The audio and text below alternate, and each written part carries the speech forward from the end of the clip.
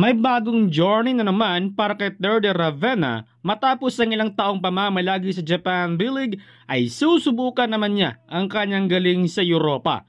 Yes mga idol, maglalaro si Teddy Ravenna sa Europa para sa koponan ng Dubai Basketball Club. Ayon sa report na 1 year ang pinirmahan ni Ravenna sa koponan at player option ang pangalawang season.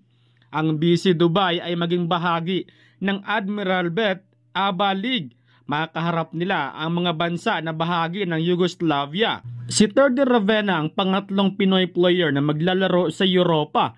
Dati ay sina Juan Gomez Diliano ng Lithuania's BC Wolves at Jack Amimans sa Serbia noong 2021. Samantala, inamin nga mismo ni Coach Yeng Guiao na wala naman daw problema para sa kanya ang 4-point shot.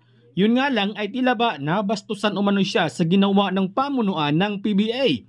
Dahil hindi man lang daw hiningi ng PBA ang kanilang opinyon at basta-basta na lang umano nilang ini-implement na walang consultation mula sa mga coaches. Ni Evan nga mismo si Coach Tim Cone ay hindi nga fan ng bagong rules ng PBA. Maganda lang umano ito para sa All-Star dahil for fun lang naman yon, but hindi umano ito fit para sa serious game. Ayon nga mismo kay Coach Yeng Guiao na ang NBA nga ay sinubukan nila sa All-Star pero hindi nila ginamit sa serious games. Meaning, hindi talaga gumana ang 4-point play kasi hindi nila ginamit sa kanilang liga. Tapos basta-basta na lang ini-implement sa PBA na walang opinion mula sa iba't ibang eksperto.